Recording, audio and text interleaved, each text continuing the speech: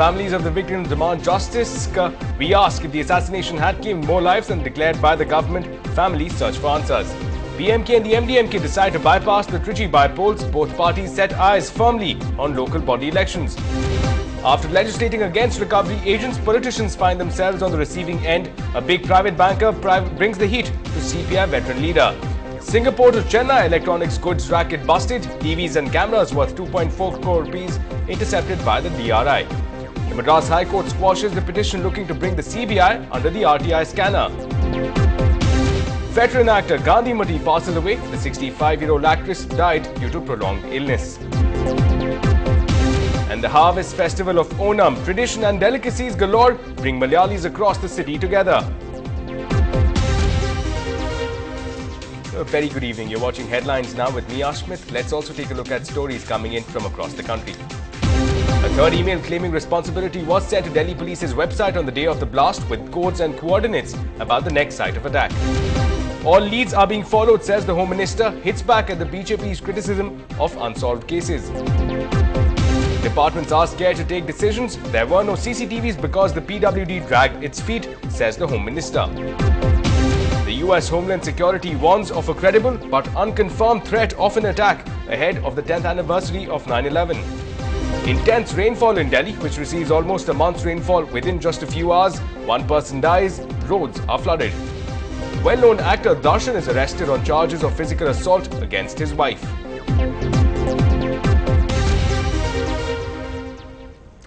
Well, in the top story at this hour, did more people die when Rajiv Gandhi was assassinated than was officially declared? Now, there is a strong possibility that at least two more could have lost their lives. Now, 20 years after the tragedy, two sisters are on a mission to find out if their parents too fell to the pellets at Sri Perambatoor. Investigators say it's quite possible. Sam Daniel has this exclusive report. Orphaned in childhood, these sisters are trying to find out if their parents died in the bomb blast that killed Rajiv Gandhi. At the children's home they grew up in, they were told their parents, both Congress workers, died in the Sri Perambatoor blast. With the official list of 18 casualties not mentioning their parents, they are now on a fact-finding mission. My father name is Arjunan, my mother name is Savitri. வீட்ல இருக்கும்போது சொன்னதா எனக்கு ஞாபகம் அப்பா வந்து இந்த பில்லர்லாம் பேனர்ஸ்லாம் பிடிப்பாங்க பில்லர்ஸ்லாம் எடுத்துட்டு போவாங்க காங்கிரஸ்ல இருந்தாங்க. NDTV has accessed certificates issued by this children's home which very clearly say that the parents of these siblings were killed in the blast that took the life of Rajiv Gandhi. Authorities in this children's home refused to speak on camera, but they confirmed the sisters' version. They also cite similar unrecorded casualties in the case, that they brought up 7 such orphans. அது உண்மையா கண்டுபிடிச்சா நல்லது. எல்லாமே prove பண்ண பிறகு okay.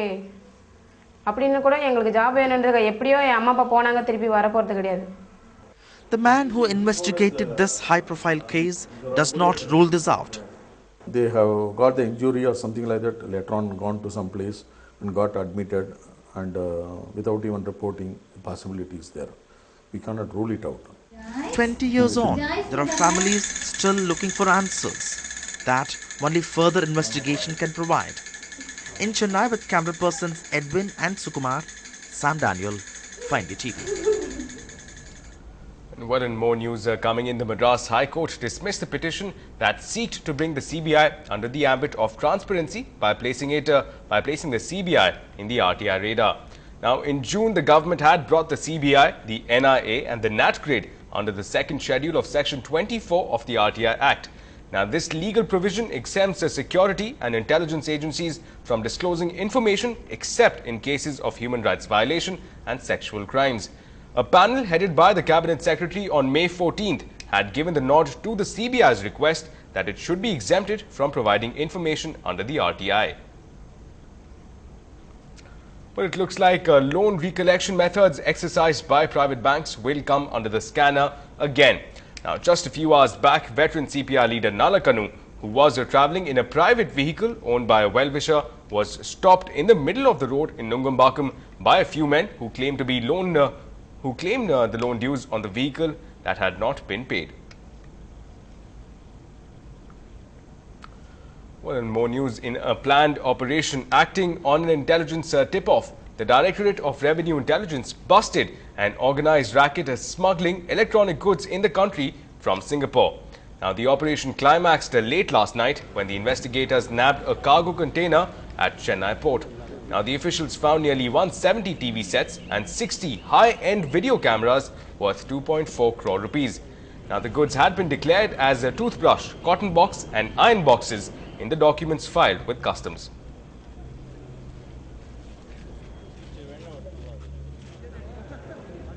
Directorate of Revenue Intelligence Chennai officials received intelligence that electronic items are smuggled from Singapore in containers through Chennai airport.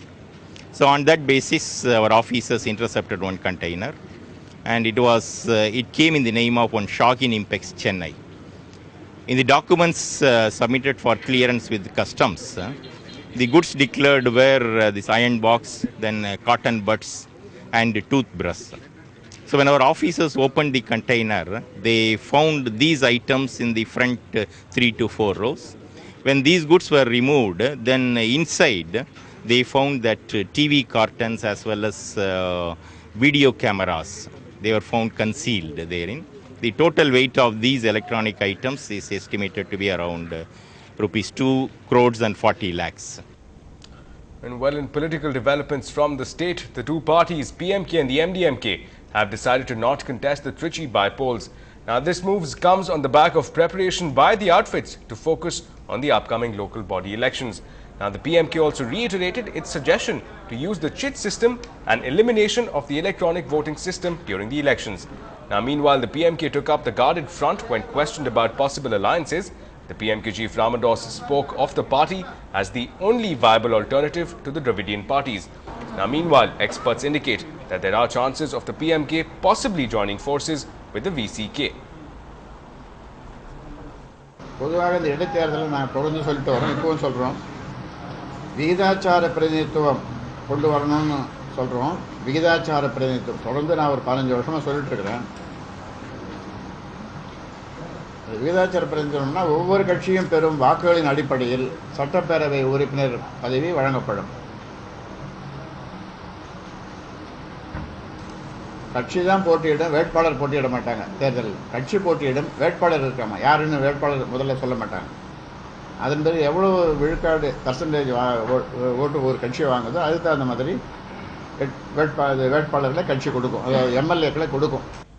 Well, in some crime updates now, Karaikudi Mayappan was arrested by the Chennai police in connection with a cheating case. Now, he has allegedly cheated people to the tune of nearly 200 crore rupees, promising loans. The Trivandrum police, acting on a complaint, have registered a case and arrested Mayappan. Well, meanwhile, a few members of the DMK's legal wing, including Bala Bharti and Kalyana Sundaram, today submitted a petition to the State Election Commissioner requesting him to conduct the local body elections in a free and unbiased manner, especially because they claim that the specially appointed officer S. Iyer for the local body elections is close to the AIADMK government. Well, moving ahead, it's a case of mourning after the mayhem. The next of kin of the 13 killed are struck with grief and anger. We bring you their story on the other side.